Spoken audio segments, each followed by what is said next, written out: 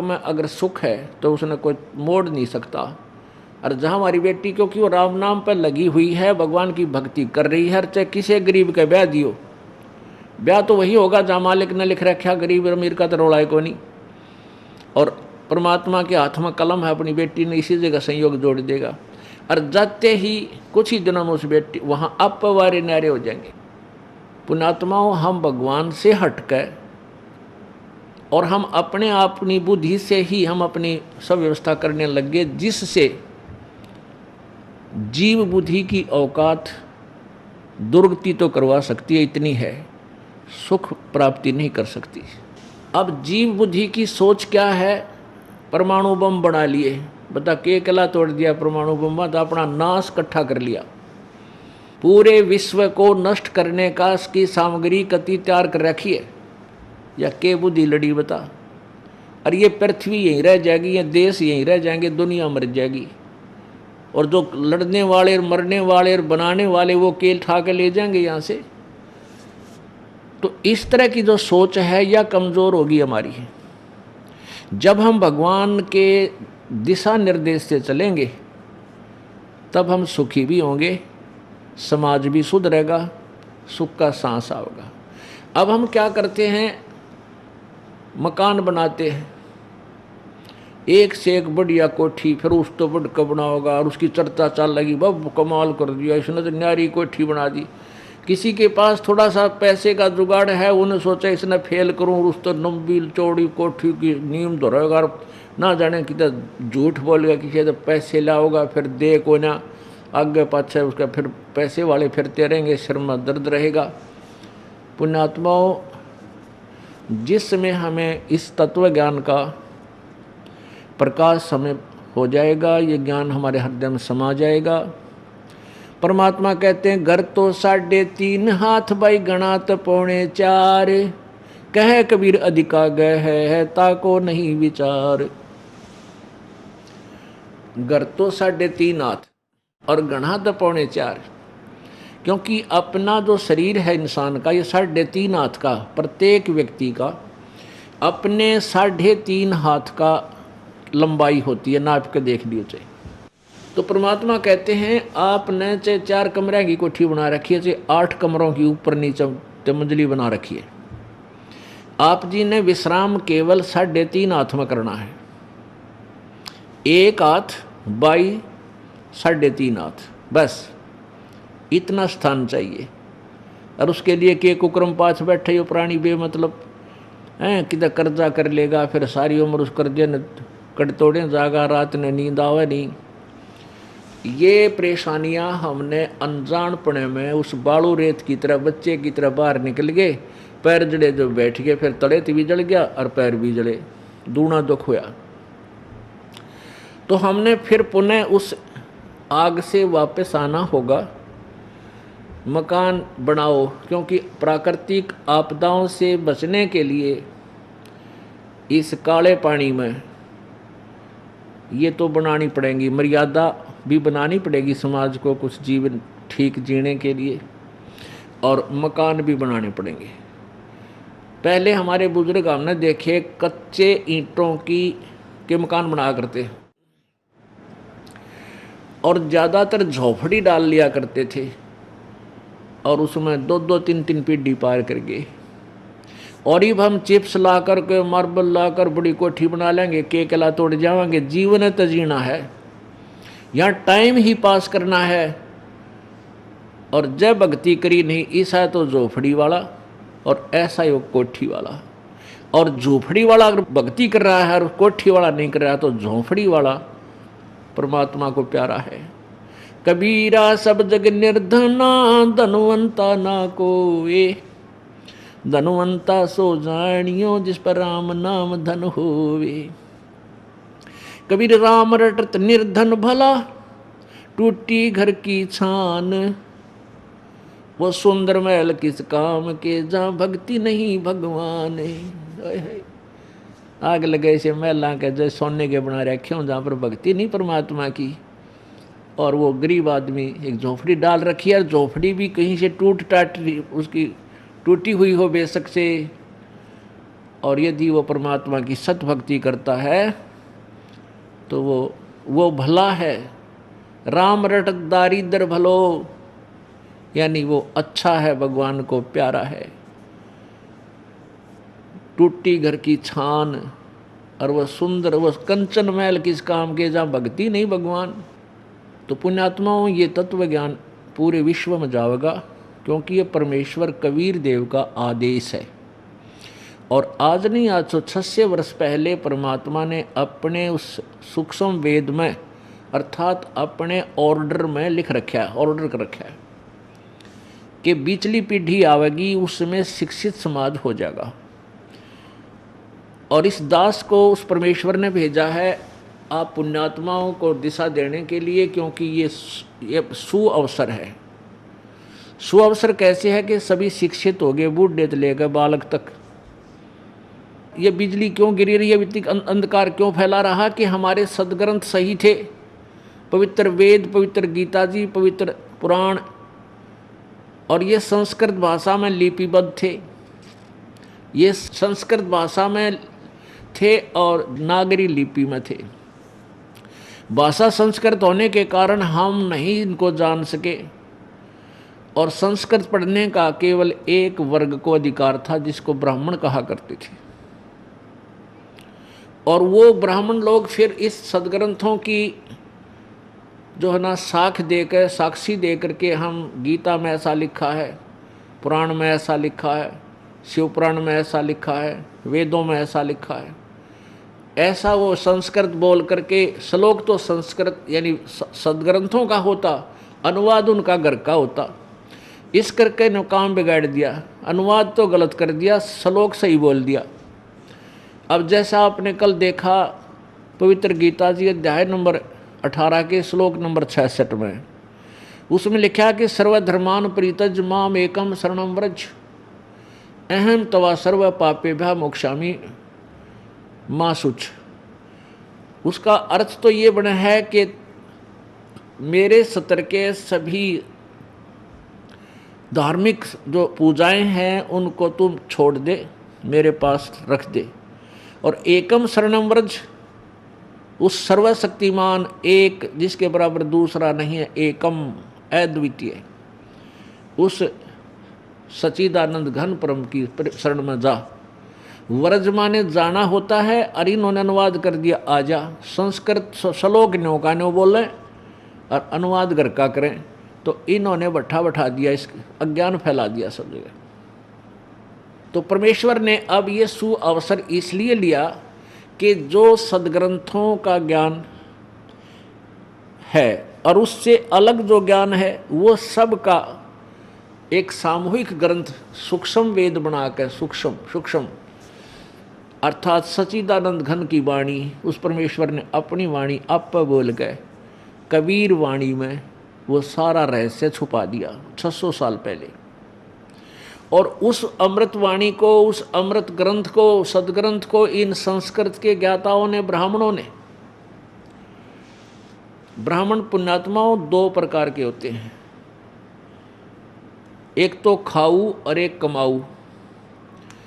अब जो खाऊ ब्राह्मण हैं वो आचार्य बने हुए हैं, जो उन्होंने बैठा कमाऊ ब्राह्मण हैं हमारे जैसे ही, वो तो मजदूर हैं, कोई खेती कर रहा है, कोई नौकरी करता है, कोई मजदूरी कर रहा है, वो ब्राह्मण नहीं। वो तो उस समुदाय में जन्म होने के कारण वह फीत ब्राह्मण की लाग रही है। तो वो जो ब्राह्मण हैं, जो खाऊ ब्राह्मण थे, वे उन्होंने केवल संस्कृत भाषा का पढ़ने का उद्देश्य यही रखा था कि हम दुनिया न लूटा, और उसमें वो सफल रहे अपने हिसाब से। लेकिन परमात्मा की दृष्टिकोण से उन्होंने अपना भी नाश किया और समाज का भी नाश किया। अपना नाश तो यूँ करा कि दुनिया को झूठ बोल के ठगे आज गधे बन रहे होंगे, किसी की भैंस बन गए होंगे, किसी का बैल बनकर पूरे कर रहे होंगे, वो खाली नहीं जा सकते। दुनिया को लूट कर, झूठ जाठ बोल कर जो पैसा उन्होंने लूटा था, वो तिल तिल का हिसाब देना पड़ेगा जीव ने। वो तो जहर खा के विष खाया उन्होंने अनजान पड़े में। अब जैसे वर्तमान में जो डॉक्टरी लाइन है, इनका उद्देश्य केवल मनी मेक है, पैसा इकट्ठा करना। नौकरी लग गए तो कोई बात ना, चलो वो तो सरकारी नौकरी होगी, वो तो अच्छी बात है। और प्राइवेट हॉस्पिटल बना लिए, ये भगवान ये ना देखते फिर आगे पाछा, जो मुंह माया वो मांग लेते हैं। 20 रुपये की दवाई के 500 रुपये, 1000 रुपये की का जो प्रयत्न है 5000 रुपये देवा। अब इनको ये नहीं मालूम तुम इस व्यस्त को कहाँ ले जाओगे। तो ये अनजानपने में हो रही सारी कहानी। ऐसे ही ये जो सदग्रंथ संस्कृत में होने के कारण जनता नहीं समझ सकी, और परमेश्वर वहाँ आवाज़ लगा लगा कर 120 वर्ष तक, 115 वर्ष तक, 120 वर्ष रहे मालिक। और 5 वर्ष की आयु में बड़े बड़े इन मंडलेश्वरों के छक्के छुड़ा दिए थे परमात्मा ने ज्ञान के अंदर। इनके पास जवाब नहीं था। अब वर्तमान में देख लो, हमारे छोटे छोटे बच्चे, 10-10 वर्ष के बालक, और इन मंडलेश्वरों को जितने भी उनका ज्ञान है, उनके चेले उनके मुंह बंद कर देते हैं, उनके पास जवाब नहीं, निरुत्तर कर देते हैं। मालिक का ज्ञान ऐसा है, इसमें ये पूरा सत्य है, उनके पास कोरा असत्य लिए हुए है। तो रोशनी के सामने अंधेरा रुका नहीं करता, रुक ही नहीं सकता, बट नेचुरल है। तो सत्य के सामने असत्य रुक ही नहीं सकती। तो इस दास की ड्यूटी लाई 600 वर्ष पहले परमात्मा ने यो ज्ञान अपना लिपिबद्ध करवा दिया, जिसमें सारे सदग्रंथों का ज्ञान है। और इन नकली ऋषियों ने और गुरुओं ने उसको रिजेक्ट कर दिया कि ये तो अनपढ़ था कबीर, क्या जाने सदग्रंथों के गुड़ रहस्य को। ये गरीब जुलाहा धानक है, कहीं पढ़ा भी नहीं है, और ये झूठ बोलता है कि वेदों और गीता में ऐसा लिखा है, ऐसा लिखा है। ये झूठा है, कपटी है। दुनिया उसके पीछे ला दी भगवान के, गाली दे मुंडा कहें, ये तो दुश्मन है। हिंदू तैनो कहीं हिंदू समाज का शत्रु है, हिंदू धर्म का दुश्मन है। मुसलमान ने कहेंगे मुसलमान धर्म का दुश्मन है, क्योंकि परमात्मा दोनों को ही खरी खरी सुनाया करते थे, सच्ची सच्ची सुनाते थे उनके उद्धार के लिए। और कहते हैं कहे भली माने बुरी, यह परीक्षा नीच। अब जैसे को उसके भले की कहता है, वो उल्टा पड़ा है, कहते हैं ये निरीक्षण है कि कति नकम्मा आदमी है, जो सच्ची भी ना मानता, दुष्ट है ये। तो ऐसा उस परमेश्वर के साथ हुआ। यदि आप परमेश्वर कबीर जी की लीला को पढ़ लो अच्छी तरह, आपकी आंखों से आंसू नहीं सूखे 2-3 घंटे तक। किस दृष्टिकोण से पढ़ना कि जब आपको ये पता चल जाए कि ये भगवान थे, ये परमात्मा थे, और ये हमारे लिए आए थे, हमें काल के जाल से निकालने के लिए आए थे। और फिर इनके साथ लोगों ने कैसा दुर्व्यवहार किया, मारो मारो, ये तो नकम्मा है, ये धर्म का दुश्मन है, ये मुसलमान है, मुसलमान के ये काफिर हिंदू है। अब ये सारी चालकाल की थी। तो पुण्यात्माओं, परमेश्वर ने ये सारी लीला करनी थी, क्योंकि 600 वर्ष पहले जब वो ना आए हुए होते, उनकी लीलाएं हमारे पास ना होती, तो आज हम किसको बताते भगवान कौन है। तो वो परमात्मा 600 वर्ष पहले आकर के, वो भगवान जो परमात्मा करता है लीलाएं, वही लीला करके चले गए। और वो जो परमेश्वर लीला करता है, वो आज सदग्रंथों में, वेदों में, पुराणों में मिले हमें। और आंखों देखे जो परमात्मा के साक्षी हैं, उन महापुरुषों ने बताया कि काशी वाला युद्धानक ये भगवान है। ये दुल्हा जो बनारस में आया था कबीर, ये पूर्ण परमेश्वर है। पुण्यात्माओं, हम दूध के जले हुए हैं, अब छाछ को फूकना अनिवार्य है, और चाहिए भी, फूक मार लेना चाहिए, कोई दुख नहीं, कोई दिक्कत नहीं। अब ये दास आपको परमात्मा को परमात्मा सिद्ध करने के लिए ढेर सारे उदाहरण प्रस्तुत करेगा, और वो ऐसे एग्जाम्पल होंगे कि इस मन को कहीं गुंजाइश नहीं रहेगी अग्रम अग्रम करने की, ऐसा नहीं वैसा नहीं। और इसी का नाम सतगुरु होता है, सच्चा गुरु होता है, तत्वदर्शी संत होता है, जो संशय खत्म कर दे, परमात्मा कहते हैं मां मुंडो इसे गुरु की जिस तरह संशय ना जाए, कि इसे संत ने तो छोड़ दे, तुरंत त्याग कर दे, जो संशय का निवारण ना कर सके। परमेश्वर का बनारस वाले, काशी वाले भगवान जुलाहा ये परम अक्षर ब्रह्म हैं, ये सिद्ध करने के लिए आपको उदाहरण देते हैं। एक तो उनके पैरेलल जो महापुरुष हुए हैं, उनके समांतर, उन्हीं समकालीन एक आध उदाहरण उनका देते हैं, उसके बाद उनके बाद का उदाहरण देते हैं। कबीर परमात्मा जी अपनी महिमा आप ही बताने के लिए स्वयं आते हैं और एक युग में एक ऐसी लीला जीवन करते, ऐसा जीवन जीते हैं जनसाधारण वाला, और अपना धंधा करके, काम करके वो अपना रोजगार करते हैं, जैसे जनसाधारण किया करता है उस समय का। जैसे उस समय मजदूरी ही ज़्यादा किया करते थे, अब नौकरियां ज़्यादा हो गई हैं, तो नौकरी हिसाब से अब आते तो वो ऐसे ही कोई नौकरी नाकरी लगते। यानी उन्होंने ये दिखाना था कि भाई भगवान पाने के लिए कोई विशेष आडंबरकरण की आवश्यकता नहीं, ना घर त्यागन की, ना जंगल में जाने की, ना कोई, ये भी सिद्ध करना था कि किसी उच्च जाति में ही भगवान मिलता है। जैसा कि इन लोगों ने बनावटी बातें बना रखी थी कि ब्राह्मण ही संस्कृत पढ़ सकते हैं, ग्रंथों को दूसरी जाति नहीं पढ़ सकती। उस भ्रम को मिटाने के लिए परमात्मा ने एक चौथे वर्ण में आकर के जन्म नहीं लिया, लेकिन वहाँ प्रगट हुए, उसमें रहे और धाणक कहाए, जुलाहा कहाए। ये सिद्ध करने के लिए, परमात्मा पाने के लिए कोई जाति मजहब विशेष नहीं चाहिए।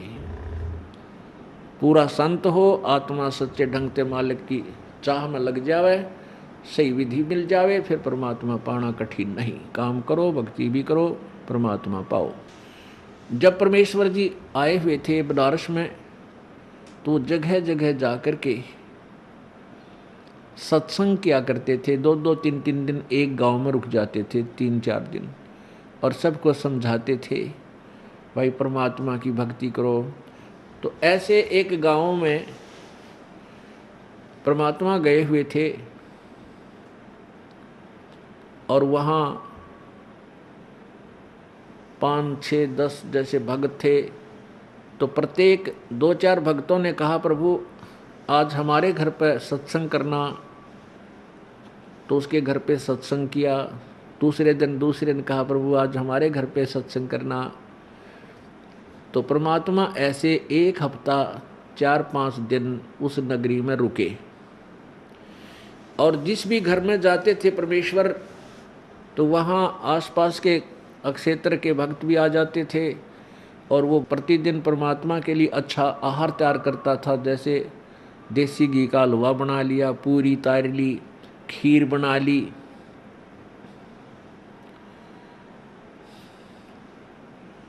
तो ऐसे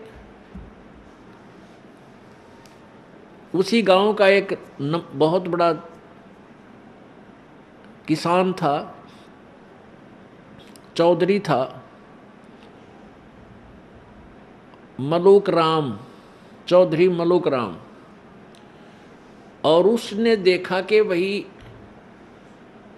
वो सुबह अपने घर से खेतों की तरफ जाता घूमने फिरने, तो उसका उधर से जाना होता और उधर से परमात्मा के बच्चों सेवकों के घर में और कड़ा प्रसाद तैयार होना होता, हलवा तैयार करते, तो उसमें डालते हैं ना, फिर हलवे में वो घी गया, पानी पुणी डालो, उसकी महक दूर तक जाकर हलवा बना आसपास तक जाती है।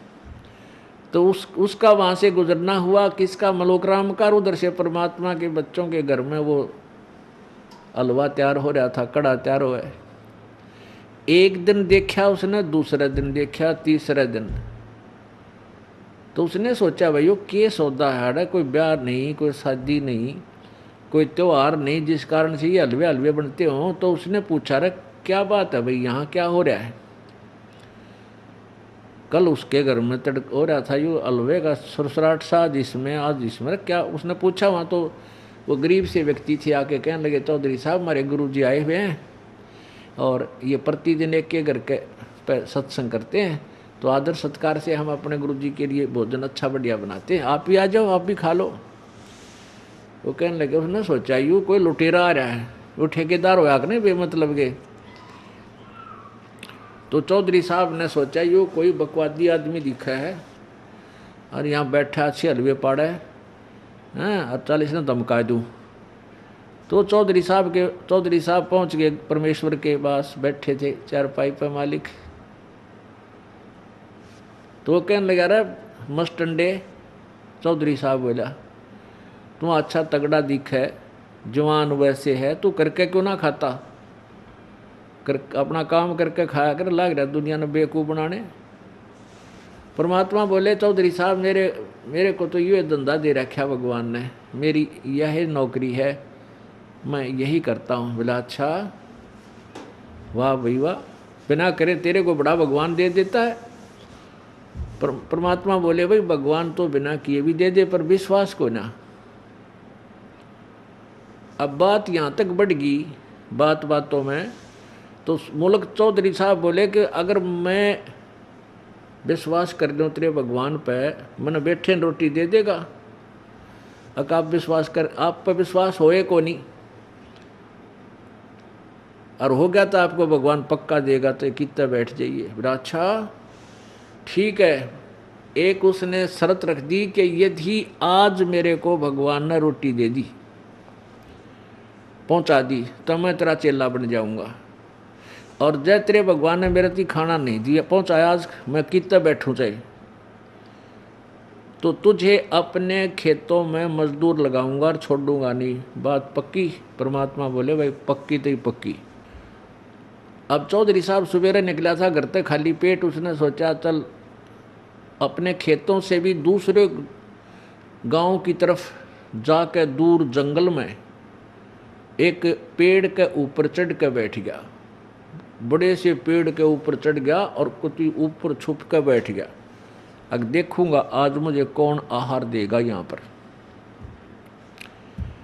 अब परमात्मा कहते हैं, सोचल छिदर मैं करूं अपने जन के काज। उधर क्या हुआ कि ये भेड़ बकरियां वाले होते हैं और ये 2-4 गायें भी साथ रखा करते हैं, गऊ।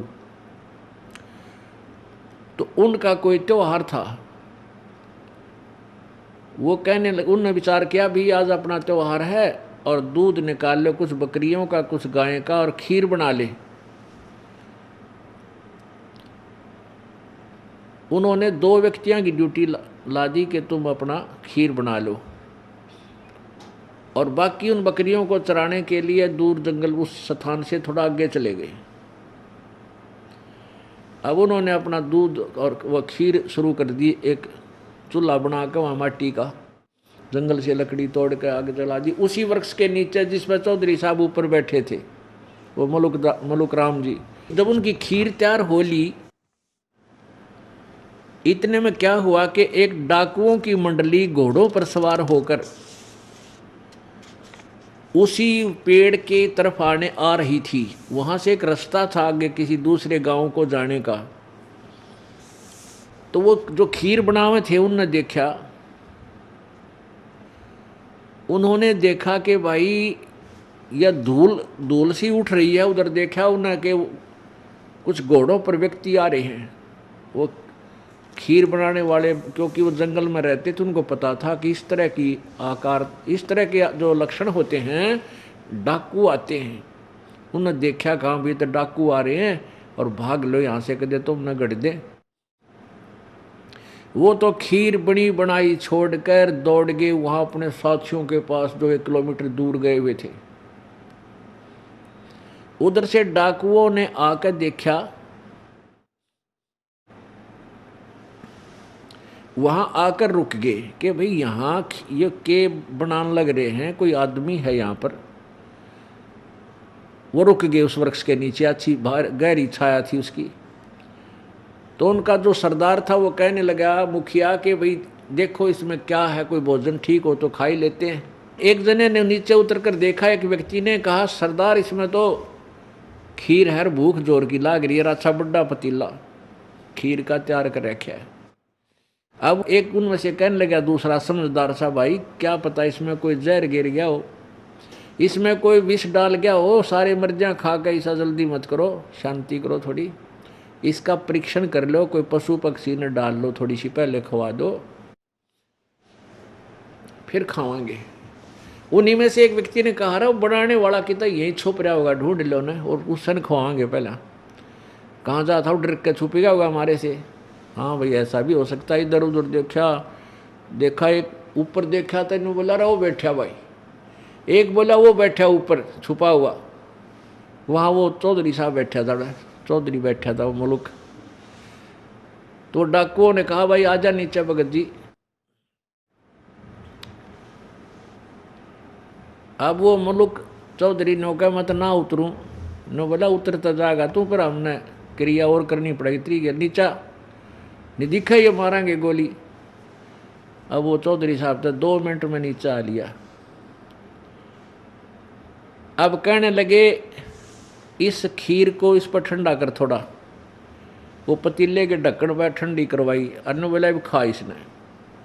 अब वो खावा क्योंकि शर्त लाग रही कसूती, ने बोला मैं तो ना खाऊं, मैं ना खाऊं, ने बोला भाई थोड़ी खा ले तुम, अगना मैं कति नहीं खाऊं।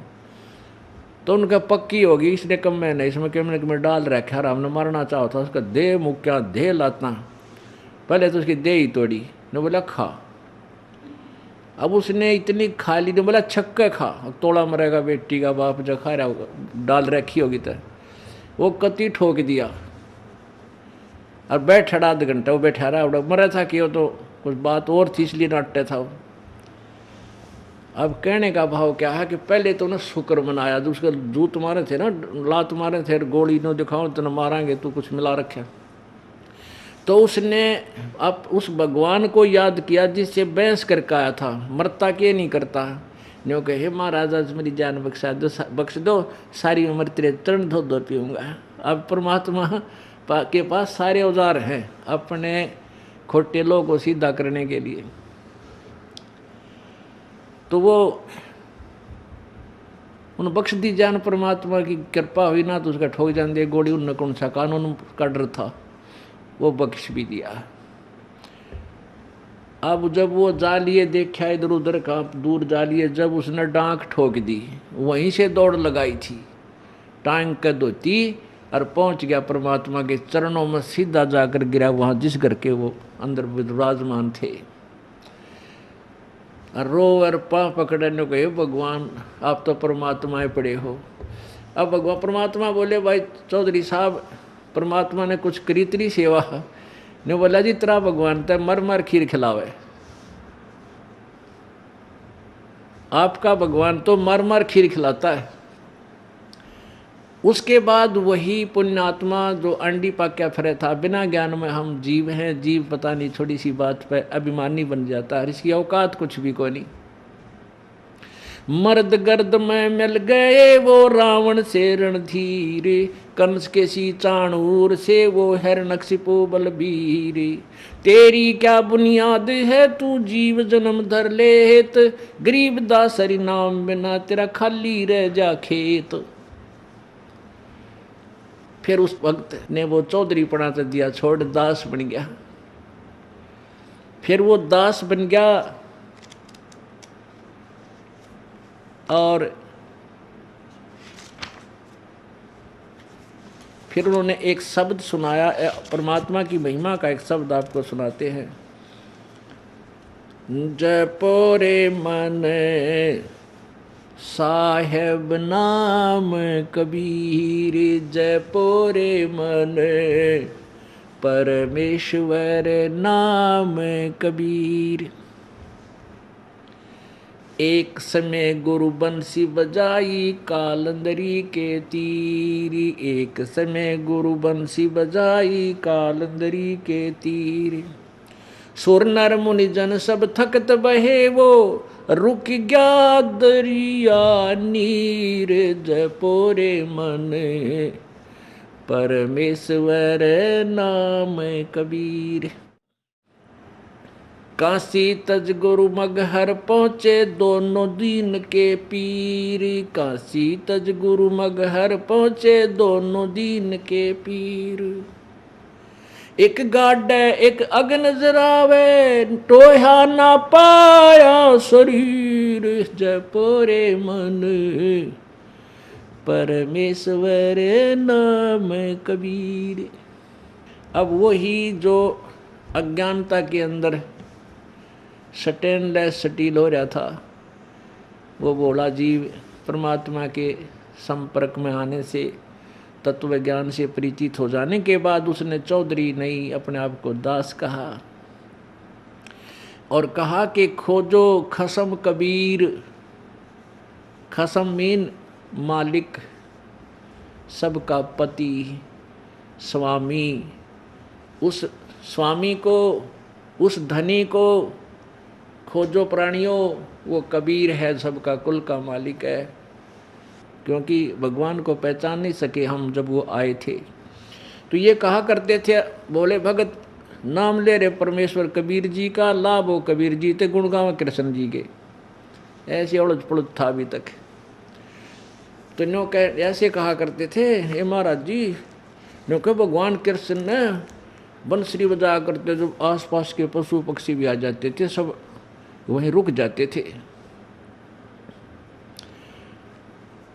कई बार उन्होंने सुना तो परमात्मा बोले, भाई चलो एक दिन बंसरी ये दास भी बजा के दिखाओगा तुमने उसी कालंदरी जमुना के तीर पर। जमुना के किनारे खड़े होके परमात्मा ने जब बंसुरी बजाई, कहते हैं पशु पक्षी छोड़ देवता भी आकर के न्यू आकाश मार्ग में से वहाँ आकर खड़े हो गए, ऐसे ऊंचे पर सबको दिखाई दे रहे। और जमुना का जल बर्फ की तरह वहीं सेट हो गया, वो भी रुक गया। अब वो मुल्कदास जी कहते हैं, एक समय गुरु बंसुरी बजाई कालंदरी के तीर, और सुर नर मुरजन थकत बहे, वो रुक गया दरिया नीर। पुण्यात्माओं देखो, परमात्मा प्रभु प्रभु मंत्र है, स्वामी स्वामी मंत्र है, राम राम मंत्र है। जैसे एक राम की क्या परिभाषा है, एक भी भाग लेते हैं, जैसे तहसीलदार साहब, एसडीएम साहब, डीसी साहब, कमिश्नर साहब, फिर मंत्री साहब, फिर मुख्यमंत्री साहब, और प्रधानमंत्री साहब, राष्ट्रपति साहब, ये साहब 10 सारे हैं। और छोटी मोटी शक्ति सारे रखते हैं, प्रत्येक से ही कुछ ना कुछ राहत जनता को मिल जाता है। तो हम जब तक शिक्षित नहीं थे, हमारा देश और इन सभी प्रत्येक अधिकारी और इनकी मंत्रियों की शक्ति से परिचित नहीं थे, सत्ता से परिचित नहीं थे, तो एक कहावत थी अंग्रेजों के टाइम में, क्या था, डिप्टी कमिश्नर आज जो सीएम पावर रखता है इससे भी ज़्यादा थी, क्योंकि तो गुलाम बना कर रखना था, बोला उसका लठ मरवा दे, किसी ने जेल में ठोक दे, कोई टोकनिया नहीं था। तो डीसी बहुत बड़ी पावर पा करी थी। आम आदमी भी नो का अर्दा तो के डीसी लाग रहा है, तेरा बाबू के डीसी लाग रहा है। तो इतनी धारणा बनी हुई थी कि डीसी ने तो पता नहीं खुदा मान रहे थे, सबसे बड़ा अधिकारी मान चुके थे। ऐसी हमारी दंत कथा, अपनी सोच, क्षेत्रीय सोच थी, लोक वेद था वो। तो आज वर्तमान में जो आप जी का ज्ञान है भक्ति का, इस सत्र में है। हमने श्री कृष्ण उर्फ विष्णु जी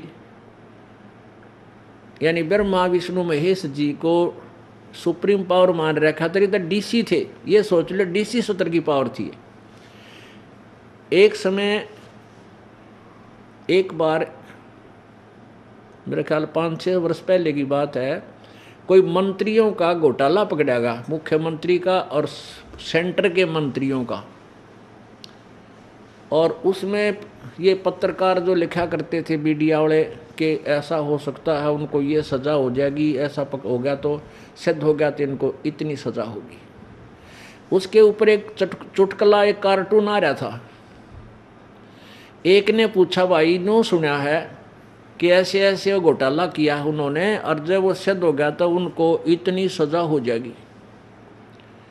तो दूसरा बोला कि भाई क्या यदि ये घोटाला इस तरह की गड़बड़ प्रधानमंत्री कर दे या राष्ट्रपति कर दे, क्या उसको भी सजा हो जाएगी? तो दूसरा उत्तर देने वाला बोला वह कि डीसी लाग रहे हैं, उनकी भी सजा हो जाएगी।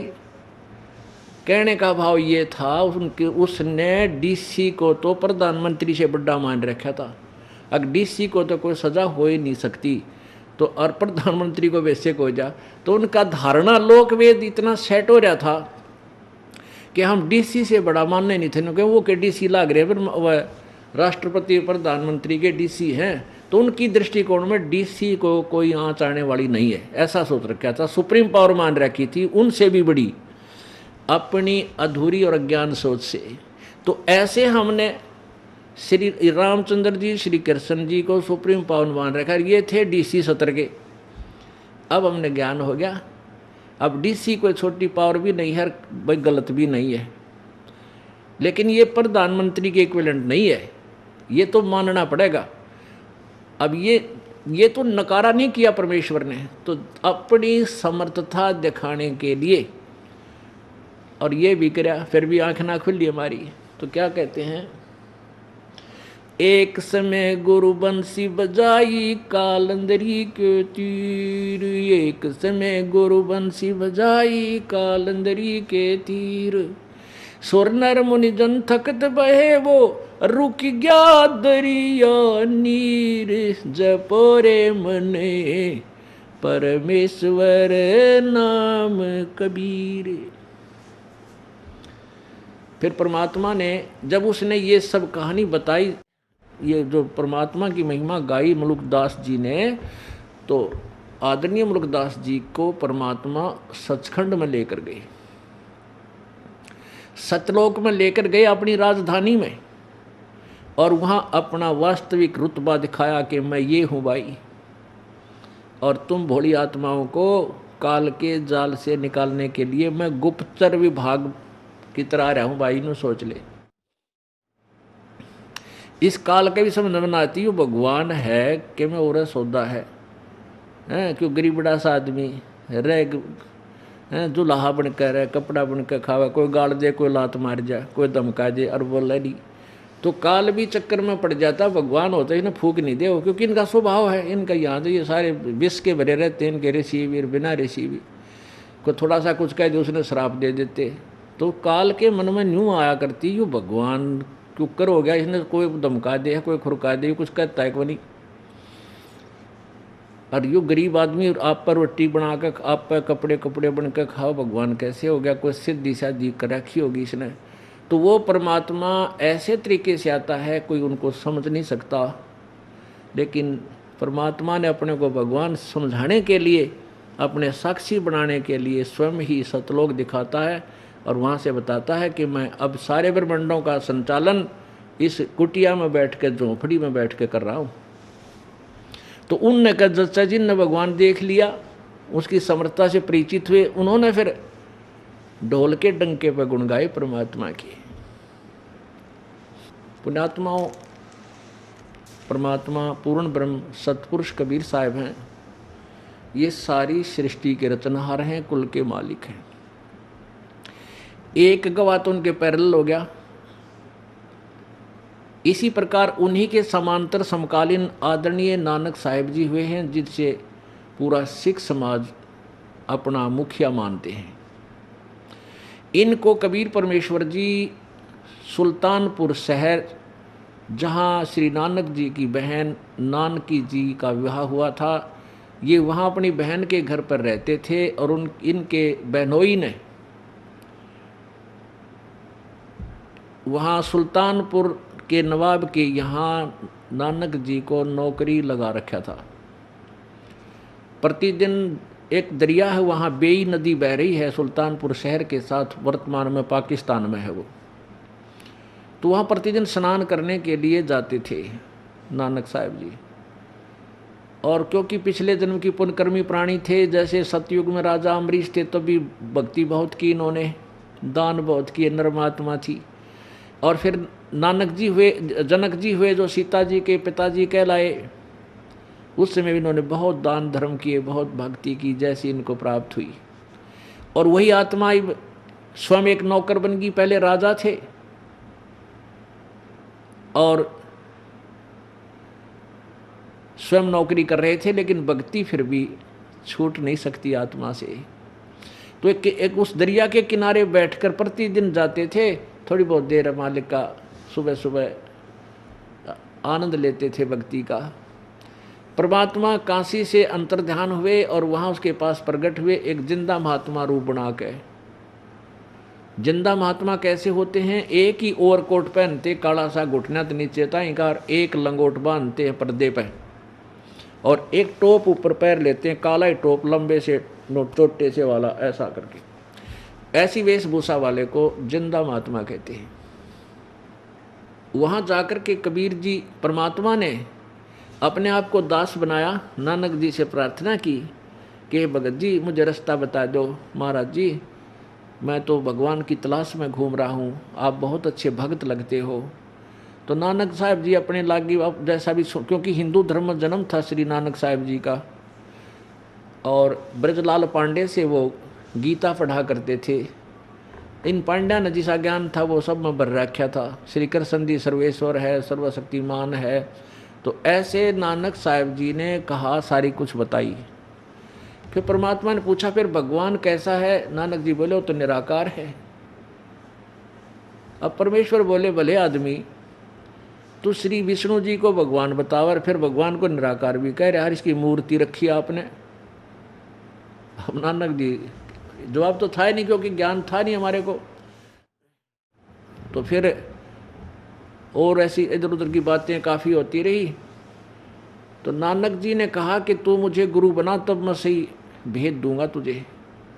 परमात्मा बोले जी गुरु बना लूँगा मैं तो आपने, मुझे तो ज्ञान चाहिए, आप मेरे गुरु, मैं आपका चेला, बताओ। फिर उनकी काफ़ी वार्ता हुई तो परमात्मा ने काफ़ी समझाया। उस दिन तो और भी बहुत सी मंडली इकट्ठी होगी वहाँ, तो उस समय तो नानक जी ने माना नहीं, क्योंकि ये पुराना ज्ञान जल्दी सी हटता नहीं। तो कबीर साहब जी चले गए प्रणाम करके, अच्छा जी जैसे आपकी आज्ञा हो। क्योंकि कोई उत्तर नहीं था परमात्मा के वचनों का, लेकिन ज्ञान वो जो परमात्मा बात कहते थे कि ब्रह्मा विष्णु महेश की ये शक्ति है, गीता का ज्ञान कृष्ण ने नहीं बोला, कृष्ण जी काल नहीं थे। और वो गीता जी में कह रहा 18वें अध्याय के 62वें श्लोक में कि उस परमेश्वर की शरण में जाओ, उसकी कृपा से तू परम शांति और शाश्वत स्थान को प्राप्त होगा। वो कौन भगवान है? वो तो गीता ज्ञान दाता से दूसरा है। और आप नानक जी कृष्ण भगवान मान रहे हो, विष्णु मान रहे हो, और इसको सर्वशक्तिमान अजरो अमर कहते हो, ये अविनाशी कहते हो। ये गीता ज्ञान दाता 4 अध्याय के 5वें श्लोक में स्वयं कहता मैं तो नाशवान हूँ, मेरी जन्म मृत्यु होती है। अब ये पॉइंट नानक जी के हृदय में जख्म कर गए। अब बात तो सारी सच्ची पर मान्य कति नहीं। तो परमात्मा हाथ जोड़ के चले गए, अच्छा जी हम चलते हैं। तब उन बैठे हुए वहाँ के व्यक्तियों ने पूछा कि हे नानक जी ये कौन व्यक्ति था जो आपको गुरुजी कह रहा था? नानक जी ने कहा ये कमीन जात का था, छोटी जात का जुलाहा दानक, बनारस से आया था, अपने आप को पता नहीं क्या समझ रहा था, मैंने इसके छक्के छुड़ा दिए। अब उन लोगों ने सोचा बिल्कुल ठीक है, नानक जी को तो वो बहुत अच्छे भक्त मानते थे, लेकिन नानक जी का हृदय जख्मी हो गया। भाई ये तो बात तो सारी सच्ची कहता, और मन ने अपने अभिमान वश मानना नहीं, क्योंकि पुण्यात्मा बाद में विचार करती हैं। उसी दिन से अर्ज करने लगे थे, हे प्रभु वो महात्मा एक बार फिर आवे, वो महापुरुष एक बार फिर आ जाए, मैं कति वाद विवाद नहीं करूँ, मैं सारी बात पूछूं। क्योंकि जिसने भगवान से ये वो तो सब कुछ त्याग देगा, जाति मजहब धर्म कुछ नहीं देखता, वो केवल परमात्मा देखता है, उसके पिछले पुण्य अधिक होते हैं। उनकी ऐसी जब तड़प होली 6-7 महीने के बाद परमेश्वर फिर प्रकट हुए, जैसे धर्मदास के पास गए थे जो खूब रुआ लिया, ऐसी दशा नानक जी की होगी थी। तब फिर उसी समय जब स्नान करने वो गए थे बेई नदी पर, सुबह सुबह वो दूर से आते दिखाई दिए परमात्मा उसी वेशभूषा में। नानक जी ने भी उन्हीं की तरफ जाकर और जैसे राम रमी करी। अब नानक जी कहने लगा भाई बैठ जा, कबीर जी कुछ बात करना चाहता हूँ। वार्ता हुई, ऐसे ऐसे है, फिर सृष्टि रचना सुनाई परमात्मा ने। तो नानक साहब कहने लगे, भाई बात सुनो जी, मैं आपको जब मानूं जब आँखें देख लूँ। अब ये तो विश्वास मेरा बनता नहीं, और परमात्मा चाह महीनों थे कि ऐसी पुण्यात्मा मेरे साक्षी बने। तो नानक जी ने कहा कि मैं इस दरिया में गोता लगाऊंगा और तू मुझे ढूंढ देना, मैं तुझे भाई भगवान मान लूँगा। परमात्मा बोले लगाते हैं। अब जब दोबारा नानक जी से मिलने गए परमात्मा, तो उस दिन केवल नानक जी को दिखाई दे रहे थे और किसी को दिखाई नहीं दे रहे थे। अब नानक जी अकेले बैठे बोलते सुने थे, तो दूसरे भगत जो स्नान कर रहे थे, व्यक्ति गांव वाले नगरी वाले, वो कहने लगे, अरे यो भगत जी आप किससे बातें कर रहा है। दूसरे कहने लगे, भाई यो भगत आदमी है, पता नहीं भगवान से बात कर रहा हो। उसके पास निकट कोई नहीं गया फिर उस दिन, क्योंकि दूसरा तो कोई बोलता दिखा ही नहीं था। तो केवल नानक जी को परमात्मा दृष्टिगोचर हो रहे थे, और परमात्मा ने जब कहा कि ठीक है आप लगाओ इसमें छलांग, अब नानक जी ने जो ही छलांग लगाई, उनको अंतर ध्यान करके और बाहर ले आए वापस। जैसे जल इधर जा रहा है तो इस साइड में 3 किलोमीटर दूर जाकर वहाँ बाहर निकाल लिए दरिया से, और कहा अब सुन, ढूंढ लिया तेरे को। कहाँ ढूंढ लिया कति। परमात्मा बोले, इतने बड़े संसार में मैं तुझे ढूंढने आया था, और वो मैंने ढूंढ लिया तुझे। दरिया से नहीं, इस संसार रूपी सागर से ढूंढ लिया। अब नो बोले भी मैं आँखें देखूँ जब मानूँ। तो परमात्मा परमेश्वर कबीर जी नानक जी को यानी उनकी आत्मा को शरीर वहीं छोड़ दिया, सचखंड ले गए, वहाँ सब कुछ दिखाया। वहाँ यानी जो जिंदा महात्मा के रूप में यहाँ से गए थे, जब सतलोक में पहुँचे नानक जी, तो एक दूसरे रूप में वही परमेश्वर एक बहुत बड़े बहुत विशाल एक गुम्बद बना हुआ सफ़ेद, उस गुम्बद के बीच में एक बहुत बड़ा सुंदर सिंहासन लगा है भगवान का। सफ़ेद सिंहासन है, सफ़ेद ही आसन है, सफ़ेद ही कलर है मालिक का, और बहुत तेज शरीर का, बहुत तेज है। तो वहाँ परमेश्वर कबीर रूप में जो नीचे जिंदा महात्मा के रूप में गए थे, नानक जी साथ थे सतलोक में। जब उस गुम्बद में प्रवेश किया तो नानक जी ने सोचा, रब तो ए है जड़ा तकत पे विराजमान है, सिंहासन पर बैठा है, और ये जिंदा महात्मा या कबीर तो यहाँ का कोई सेवक होगा, इनका कोई देवता है, गण है। तो उसी समय परमेश्वर कबीर जी जो नीचे से गए थे जिस वेशभूषा में, अपने ही दूसरे स्वरूप पर डबल रोल में ऐसे चंवर करने लगे। चंवर एक सफ़ेद सा होता है, गाय के पूंछड़ जैसा, वो करने लगे, यानी आदर से सत्कार करने के लिए। अब नानक जी ने ये विचार किया, इतने में सोचा ही था कि ये कबीर तो नौकर है, भगवान ये है। इतने में क्या हुआ कि जो सिंहासन पर विराजमान थे भगवान, वो खड़े हुए, तेजोमय शरीर वाले, जिसके एक रोमकूप में करोड़ों सूर्य मिला दे, करोड़ चंद्रमा मिला दे, उससे भी अधिक प्रकाश, यानी इतना तेजोमय शरीर है प्रभु का, मनुष्य दृश्य है। तो वो खड़े हुए और उस सिंहासन पर कबीर जी विराजमान हो गए, जो नीचे से गए थे वो वेशभूषा वाले। और वो दूसरा स्वरूप जो परमात्मा का स्वरूप नजर आता था, वो सेवा करने लगा उस जिंदा महात्मा की, दानक की, कबीर की जी की। अब नानक जी ने सोचा, भाई बड़ा करिश्मा, ये कि चक्कर हो गया, इस नौकर के ऊपर भगवान खुद सेवा कर रहा है, इसकी सत्कार कर रहा है। इतना सोच ही रहे थे कि वो तेजोमय शरीर वाला परमात्मा अंतर ध्यान होकर, और कबीर परमेश्वर जो जिंदा महात्मा की वेशभूषा में तकत यानी सिंहासन पर बैठे थे, उस समय समा गए, और चंवर अपने आप ऑटोमेटिक घूम रहा है। तब परमेश्वर ने कहा कि प्यारी आत्मा, तू सतयुग में राजा अम्बरीश थे, और मैं तुझे इस नाम से मिला था, सत सुकृत नाम थे। आवे याद है? अकां जी आवे है, पर आपने मानी कति नहीं मेरी। कहते हैं, जो जन हमारी शरण है, ताका हूँ मैं दास, गेल गेल लाग्या फेरूं हूँ जब तक धरती आकाश।